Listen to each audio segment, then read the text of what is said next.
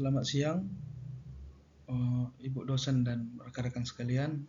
Saya Pistaurus Barus akan mempresentasikan tugas ujian akhir semester Manajemen Investasi di Universitas Cyber Asia.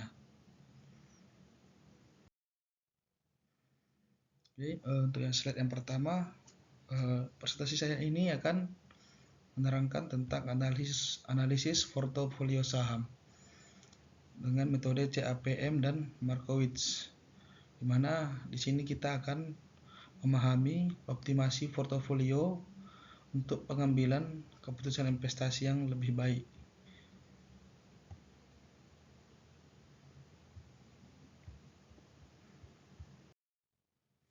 Nah, di sini dalam presentasi saya kali ini mulai dari identifikasi masalah penelitian dahulu, yaitu pada jurnal ini berfokus pada optimasi portofolio saham dengan membantu investor memilih saham dan proporsi investasi untuk return tertinggi atau return terendah. Yang di bagian pertama mengenai pilihan saham, yaitu bagaimana cara kita untuk menentukan saham terbaik dari kumpulan yang ada. Dan masalah yang kedua tentang proporsi investasi dengan menentukan alokasi dana optimal untuk setiap saham. Nah, pada slide kali ini kita akan bahas tentang relevansi konsep investasi, di mana penelitian ini sangat relevan dengan konsep kunci dalam investasi, dengan menjembatani teori-teori dengan aplikasi praktis di pasar modal. Yang pertama, return dan risiko, mengukur dan mengelola risiko untuk return yang diinginkan. Yang kedua, diversifikasi. Yang tiga, teori portofolio. Untuk lebih jelasnya kita akan bahas di slide berikutnya. Yang pertama, tentang penjelasan dari return dan risiko ini. Pada return dan risiko ini, investor menyeimbangkan return yang diinginkan dengan risiko yang melekat. Pada penelitian ini mengakui bahwa pertukaran fundamental antara pengembalian yang diharapkan dan tingkat ketidakpastian yang siap ditanggung. Ini mengeksplorasi alat dan metodologi analitis untuk mengkuantifikasi risiko, misalnya yaitu volatilitas dan strategi manajemen risiko seperti hedging untuk menyeimbangkan potensi keuntungan tinggi dengan probabilitas kerugian. Yang berikutnya tentang diversifikasi tadi, di mana yang pertama diversifikasi ini menjelaskan tentang pilar manajemen portofolio, yaitu strategi mengurangi risiko keseluruhan portofolio dengan berinvestasi pada berbagai aset, tidak hanya satu aset saja. Yang kedua, tentang penyebaran investasi, yaitu menyebarkan investasi di berbagai jenis aset, saham, obligasi, sektor atau wilayah geografis lainnya. Dan yang ketiga ada stabilitas dan prediktabilitas, yaitu untuk mencapai return yang lebih stabil dan dapat diprediksi. Ya, lebih lagi mengurangi dampak kinerja buruk satu aset, jadi tidak bergantung pada hasil yang stagnan saja. Nah, berikutnya penjelasan tentang teori portofolio. Apa teori portofolio? Itu kerangka kerja utama untuk optimasi portofolio, sering merujuk pada teori portofolio modern atau MPT oleh Harry Markowitz. Portofolio pertama itu portofolio efisien, memberikan return maksimal untuk tingkat risiko tertentu atau risiko minimal untuk return yang diinginkan. Kedua, ada covariance dan korelasi. MPT menggunakan konsep covariance dan korelasi antar aset untuk mengoptimalkan rasio return terhadap risiko. Nah, di sini kita akan membahas metode penelitian saya ini. di mana penelitian ini menggunakan pendekatan deskriptif kuantitatif dengan menggunakan data sekunder dari saham yaitu LQ45, IHSG, dan SBI. Yang pertama deskriptifnya yaitu menggambarkan karakteristik portofolio optimal. Yang kedua kuantitatif yaitu menggunakan data numerik dan analisis statistik. Ketiga, menggunakan data sekunder mengacu pada harga saham LQ45, IHSG, dan SBI dari sumber publik. Kita ke slide selanjutnya. Di sini saya akan menjelaskan penjelasan penelitian, pendekatan penelitian deskriptif, yaitu pendekatan penelitian deskriptif adalah metode penelitian yang bertujuan untuk menggambarkan karakteristik suatu populasi, fenomena, atau objek studi secara sistematif, faktual, dan akurat. Dalam konteks penelitian ini, pendekatan deskriptif digunakan untuk menggambarkan karakteristik portofolio optimal.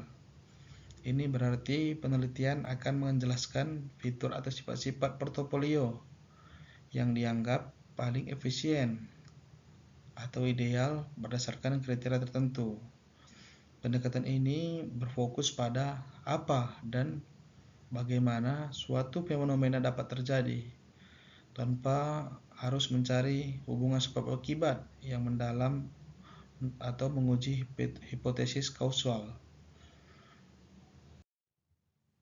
Di sini saya akan jelaskan apa itu pendekatan kuantitatif, yaitu pendekatan yang menggunakan data numerik dan metode statistik untuk analisis. Digunakan untuk memungkinkan identifikasi pola, hubungan, dan tren yang terukur. Pada objektivitas dan presisinya, pendekatan ini mengumpulkan semua informasi dalam bentuk angka, memberikan objektivitas dan presisi yang tinggi dalam temuan. Sangat cocok digunakan untuk verifikasi dan replikasi hasil.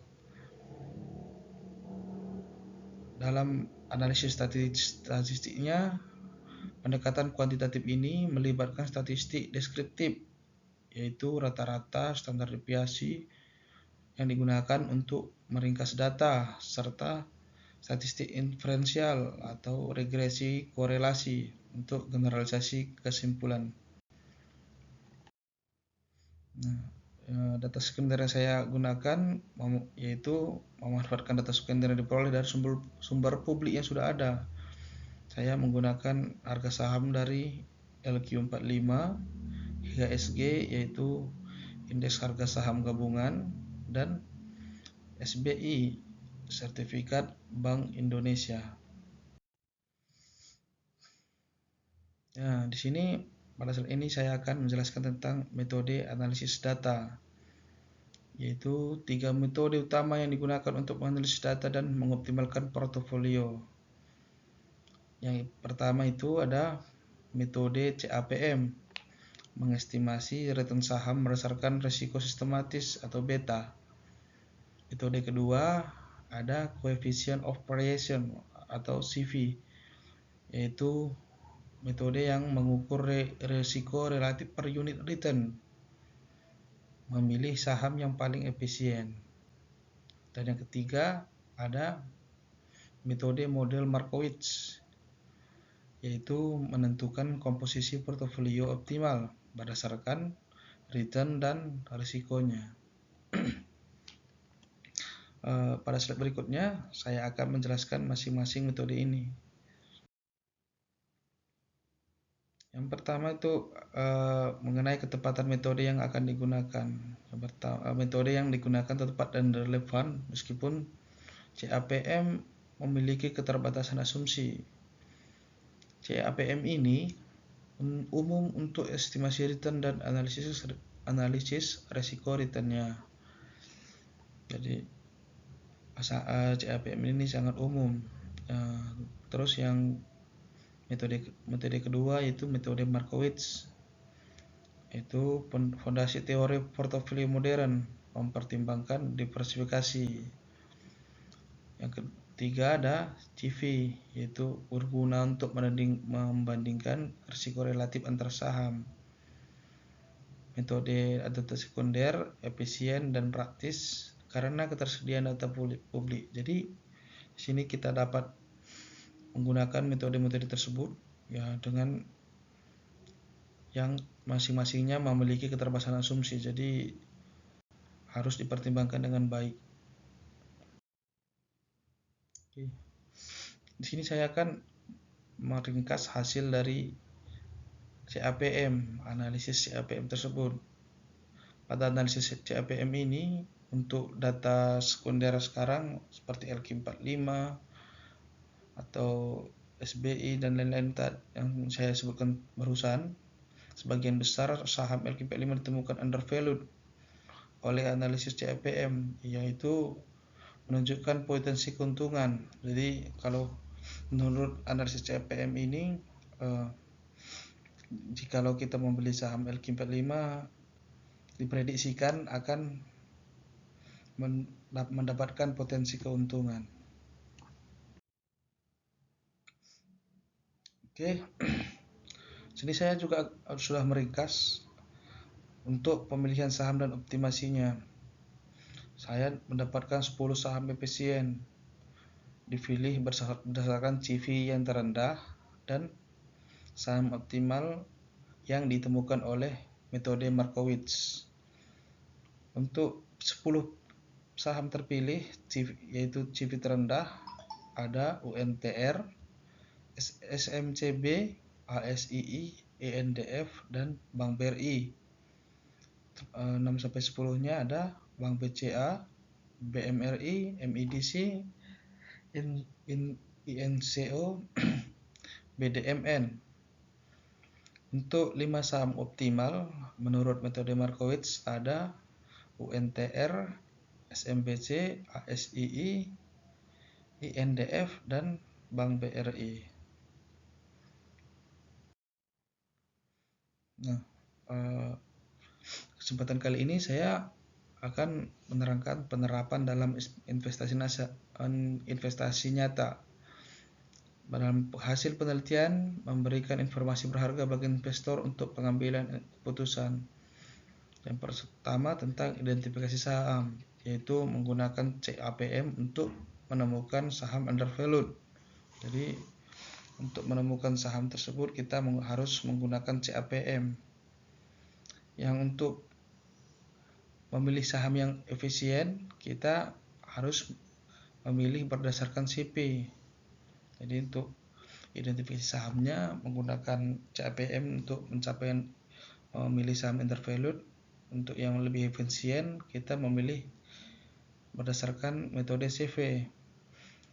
Jikalau kita menggunakan metode Markowitz, yaitu kegunaannya menemukan saham yang memiliki portofolio yang optimal. Jadi di sini untuk kesimpulan dan pertimbangan tambahan saya memberikan 3 kesimpulannya, yaitu hasil penelitian adalah input yang berharga, bukan satu-satunya penentu investasi. Yaitu yang pertama, kinerja masa lalu tidak menjamin masa depan. Jadi walaupun kita sudah melihat replay masa lalu dari sebuah saham, itu tidak akan bisa menentukan apa yang akan terjadi di masa depan. Tetap harus melihat dari metode-metode yang saya sebutkan tadi. Yang kedua, pertimbangkan faktor makroekonomi dan fundamental perusahaan. Jadi kita harus melihat juga bagaimana keadaan ekonomi secara makro, maksudnya secara global. Soalnya saham ini akan dipengaruhi oleh pengaruh-pengaruh tersebut. Misalnya ada keadaan perang di luar negara, itu juga akan mempengaruhi perusahaan kita. Jadi apakah itu perusahaan tersebut akan terkena dampaknya atau tidak, itu harus dipertimbangkan. Yang ketiga, menyesuaikan dengan tujuan dan toleransi risiko investor. Jadi kita sebagai investor, kita sewaktu membeli saham atau mau berinvestasi harus menyesuaikan dengan tujuan kita. Apakah tujuan jangka pendek, tujuan jangka panjang, agar dapat mendalami risiko-risiko yang akan terjadi setelah pembelian saham tersebut. Nah, demikian yang dapat saya sampaikan. Saya Pesta Horus Barus pamit undur diri. Terima kasih.